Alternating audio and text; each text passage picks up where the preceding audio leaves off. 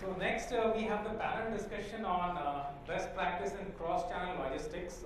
For that we have Mr. Naveen Joseph, who is the co-founder and regional director operations of Imile. Then we have Mr. Sean Bradley, who is the managing director with Freightworks. Then we have Mr. Evgeny, who is the head of international sales business development at CDEK Express. Then we have Oussama, who is the managing director with Imile. And finally, we have Mr. Dirk, who is the general manager with Last Mile Express. So gentlemen, can you please come to the stage, please? I think all of them are staying together, so I think they are already prepared quite well.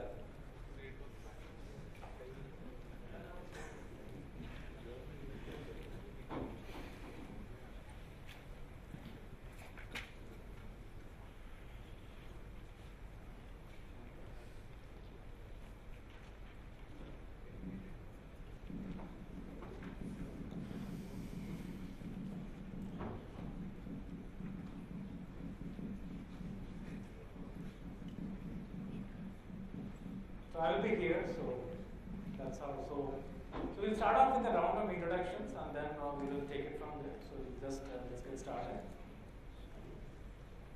Yeah. Hello. Good afternoon, everyone. Thank you, organizers. Thank you, audience, and then thank you, co-panelists, for having me here. My name is Naveen Joseph, co-founder and regional director of operations for Imile. Imile is a startup which is based on cross-border logistics, and we are present in China, UAE, and Saudi Arabia. Hi, my name is Evgeny Shchapin. I'm a head of international sales of CDEK company. We're a Russian logistics operator for the e-commerce, and since 2018 we've opened the international history. Right now we have branches in 13 countries, including GCC. Yeah. So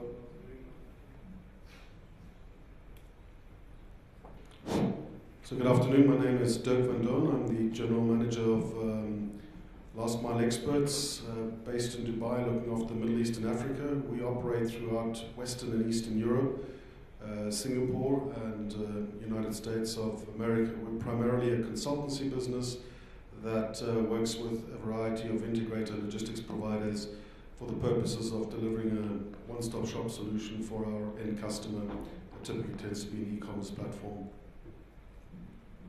Thank you. My name is Oussama Abba. I'm from Imile, the Saudi last mile delivery company. We're specialized in express services and e-commerce logistics solutions, starting from cross-border until last mile delivery and fulfillment, based in Saudi, Jeddah headquarters.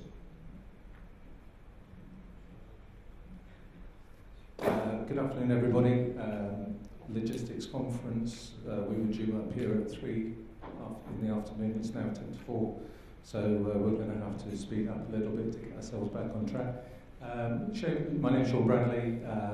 First came to the region 1980. First time in Dubai 1982. 10 years with TNT, 8 years with DHL, 5 years with La Poste, 3 years with GAC, and now 3 years with Freightworks. Freightworks now moving into the 3PL, 4PL space. 40% of our business with the Emirates Group, which is a global business, which maybe will come into the cross-channel discussion. Thank you. Thank you.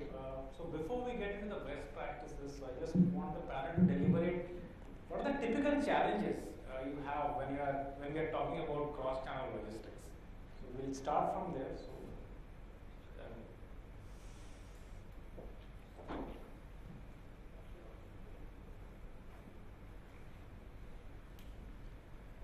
I believe I would like to broadly classify two major challenges for major e-commerce or retail organizations who are expecting probably an excellent cross-channel logistics solutions.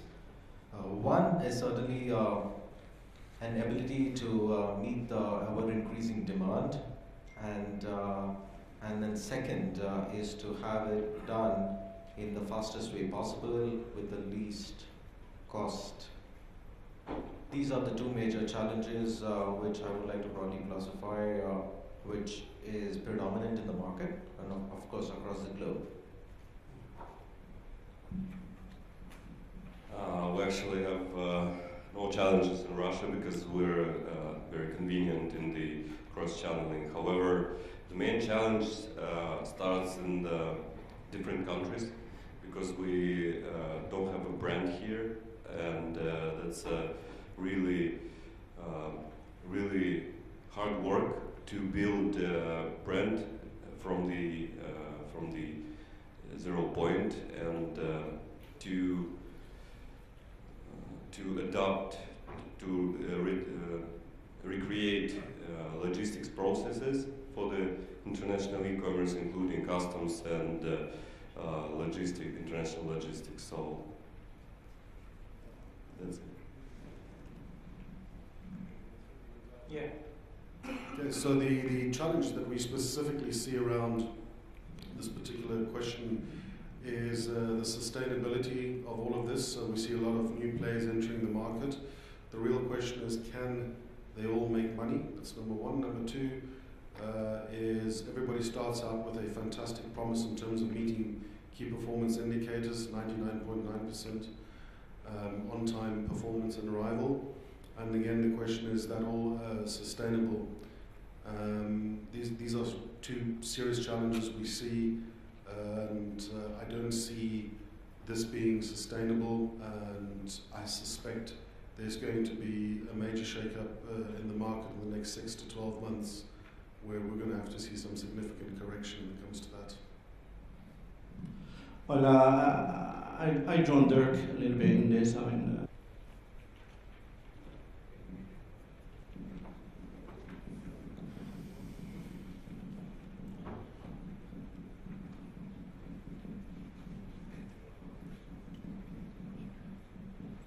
So I'll be here, so that's how. So we'll start off with a round of introductions, and then we will take it from there. So just let's get started. Yeah. Hello. Good afternoon, everyone. Thank you, organizers. Thank you, audience, and then thank you, co-panelists, for having me here. My name is Naveen Joseph, co-founder and regional director of operations for Imile. Imile is a startup which is based on cross-border logistics, and we are present in China, UAE, and Saudi Arabia. Hi, my name is Evgeny Shchapin. I'm a head of international sales of CDEK company. We're a Russian logistics operator for the e-commerce, and since 2018 we've opened the international history. Right now we have branches in 13 countries, including GCC. Yeah. So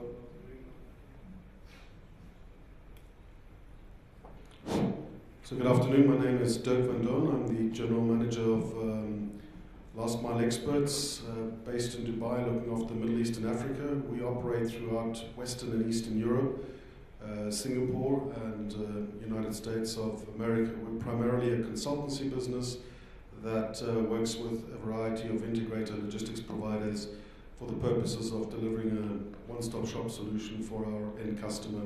That typically tends to be an e-commerce platform. thank you.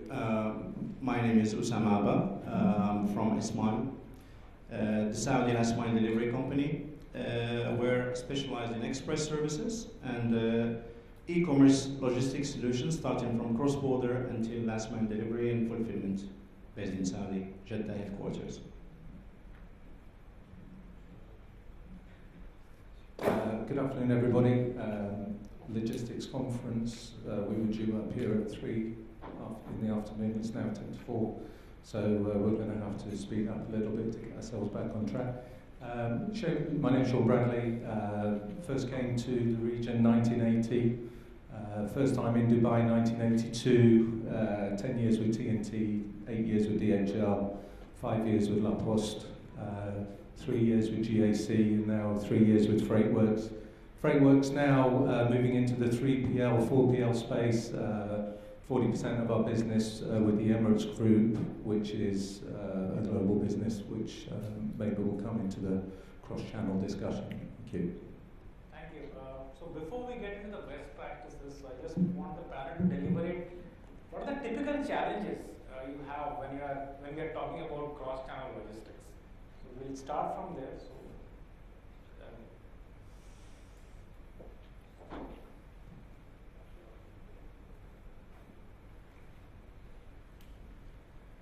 I believe I would like to broadly classify two major challenges for major e-commerce or retail organizations who are expecting probably an excellent cross-channel logistics solutions. One is certainly an ability to meet the ever-increasing demand, and then second is to have it done in the fastest way possible with the least cost. These are the two major challenges which I would like to broadly classify, which is predominant in the market and of course across the globe. We actually have no challenges in Russia because we're very convenient in the cross-channeling. However, the main challenge starts in the different countries because we don't have a brand here, and that's really hard work to build a brand from the 0 point and to adopt, to recreate logistics processes for the international e-commerce, including customs and international logistics. So that's it. Yeah. Okay, so the challenge that we specifically see around this particular question is the sustainability of all of this. So we see a lot of new players entering the market. The real question is, can they all make money? That's number one. Number two is everybody starts out with a fantastic promise in terms of meeting key performance indicators, 99.9% on-time performance and arrival. And again, the question is that all sustainable? These are two serious challenges we see, and I don't see this being sustainable, and I suspect there's going to be a major shake-up in the market in the next 6 to 12 months, where we're going to have to see some significant correction when it comes to that. Well, I joined Dirk a little bit in this. I mean, we're not afraid from disruptors, but just disruptors need to disrupt properly. The newcomers into the industry are mainly technology companies. They're not logistics companies, and that creates a gap between what the customer needs and the market demand and what we're offering. And this is not only in the service itself, but also in the value of the service. I'll give a simple example. If a same-day delivery costs and is valued by a customer at 100 AED, when you have a technology company selling it at 25 AED, it makes a big difference, you know. Not only because they're destroying the market value, but because they do not understand the value, because no one sat down with the customer to understand why do they need a same-day delivery. That's number one. Number two is the gap between the customer requirements and the promise that was made by the e-tailer. We're in the middle. Who is the customer? Is it the retailer or e-tailer that gives us the business, or is it the end customer? We're actually caught in between, and sometimes we are taken for the guys at fault. I'm going to give a quick example. We tried with our company to measure NPS, and we tried, rather than having a simple NPS, how satisfied, or would you recommend your services or to other companies? We added another question to see how satisfied are you with my own experience, and the second question was always different in terms of results from the first question. Because when they rate the overall experience, they're not only taking you into consideration, but they take the overall experience of the purchase into consideration. When you ask a specific question, it comes directly into your service, and then you realize what's actually the value of your service. I think that's the two issues that we're facing. From my side, probably a little bit more broader outside of e-com is something for the whole industry, which is security and the maintenance of security going forward from a global point of view and not just regional and local.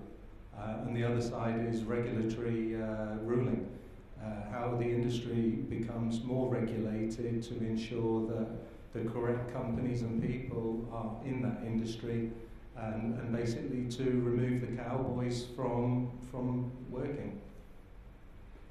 Now, compared to other parts of the world, there are some unique things which may be very, very prominent in this region.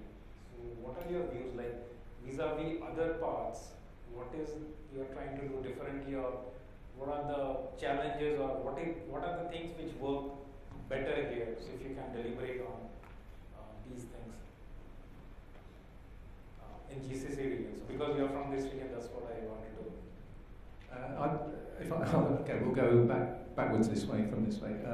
I think that when it comes to embracing new technology and new opportunities, there's no doubt that the UAE is world leading on anything in terms of that fact. They're able to make decisions here much faster. They're able to employ new technology much quicker. The government is very e-com smart oriented, and they do want this particular area to become the first smart city in the world. So I think in terms of getting that locally in place is fantastic, and that is a leading example. How you integrate that then in with regional geopolitics, then that's another question. Absolutely. So anybody has any other view? Actually, I'm not from GCC, I'm from Russia, so I want to say about our experience in Russia. So, from our point of view, cross-channeling is infrastructure combining way of sales, combining logistics, combining marketing. So, our innovation is to integrate marketing in the last mile services. For example, for big clients, we're put commercials on the packages, on the boxes. As I mentioned on my presentation, we have one of the best quality pick-up drop-off point network, our own network in Russia. And there is a spaces for a commercial, for co-branding collaborations. So that's how we integrate the marketing in the last mile services as well. So yeah, go ahead. Well, Middle East, by the name itself, has the word middle. Right? Middle East controls or contributes to a major player, if not now, definitely in the very near future, to be the central hub to connect the globe. What I believe is there are some, while there are developed nations, Dubai or the Middle East or the GCC region certainly have statistically proven that the buying power of the customers is matching to the same purchase power of any much more advanced nations or developed nations, whether it is on a supply chain industry level. Having said that, at this stage, Middle East is embracing a lot of advanced technology from the East and the West to ensure that it is coping up and staying ahead of the race. So now we'll open it for the audience. If you have any questions to the panel.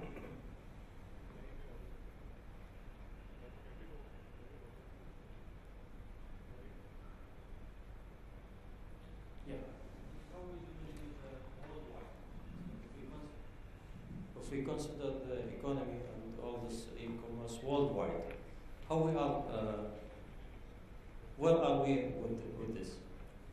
Are we in the same pace as they are, or we are advanced or behind? You're talking specifically about the Middle East, yeah? In relation to the rest of the world? I don't know, maybe. Okay, I'll try and interpret that way. So the Middle East, in terms of its e-commerce, is still relatively small compared to the more well-established economies, US, Canada, European Union, and China. Where there is a difference is that the Middle East does have the advantage of being able to use the latest technology. So technology that's been tried and tested in other parts of the world.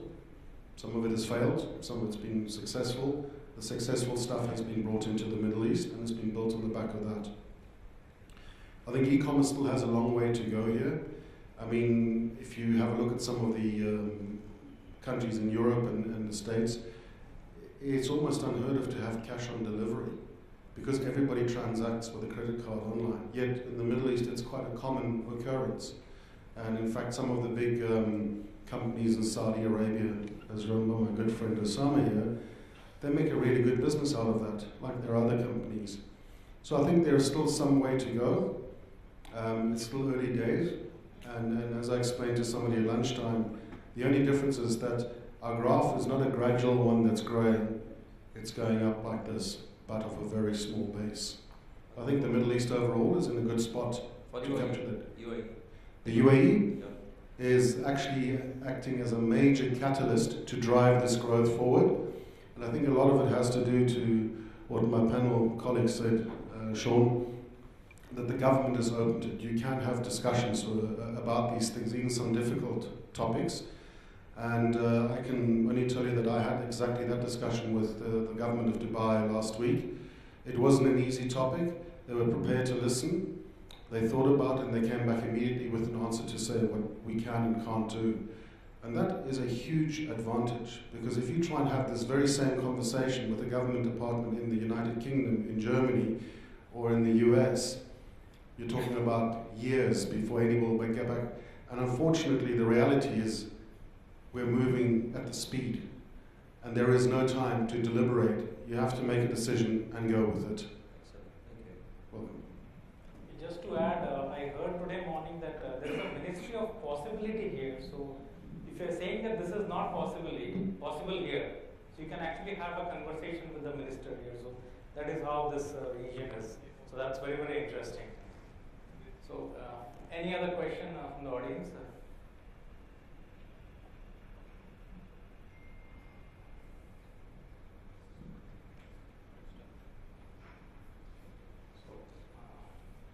So any closing comments from you?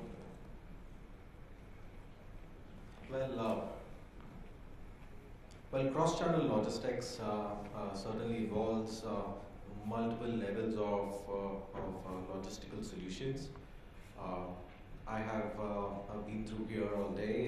There have been several discussions discussing about the challenges in the market and how regional or international players are willing to play a very vital or an important role to solve the region or the global problem of logistics. Well, it's certainly complicated. Nothing is simple in the logistics end. There are multiple legs of a movement for a single parcel delivery to go to the end customer. Last mile being also a very key part of the entire value chain or supply chain for the end customers. The best is certainly yet to come. There certainly is an expectation from all the regional players or the international players here to cook up a very good solution to take care of the clientele, e-commerce or the retail organizations here, so that at the end the customers are taken care of. Customers' demands are ever increasing. The expectations is soaring high. It makes it very difficult for the logistics teams or departments to catch up. Our objective over here is to share our best practices and to ensure that the customer at the end is taken care of in a much more better way than what it is today.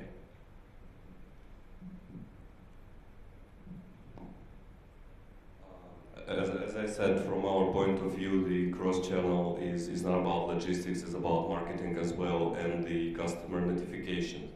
And I would like to add that we collide with the one biggest challenge as the build logistics for a cross-border, because obviously this is not affordable for startup to build their own hubs in different countries, to hire their own couriers. So we find a way to integrate with strategical partners. For example, for USA, this is Indisha and Pitney Bowes, which could provide the best quality of services and that SLA that we want to provide on the foreign territories. So in closing, I think my colleagues have already addressed two of the points, but I think one of the things we need to be acutely aware of is that whilst the industry is still relatively new in relation to some of the other more well-established markets, we also need to be aware of the fact that it does cost money to operate in this segment. And as my colleague Sean said, there are a lot of cowboy operators that are harming the market in the short term, but I also believe that at some point they will run out of money and there's going to be a consolidation in the industry. And I think as an end customer, it's also important that you see whoever is providing you with the online platform is also a solid operator and will be around in turbulent times. And I see turbulent times at least over the next 6 to 12 months as companies start running out of money who've set up various networks.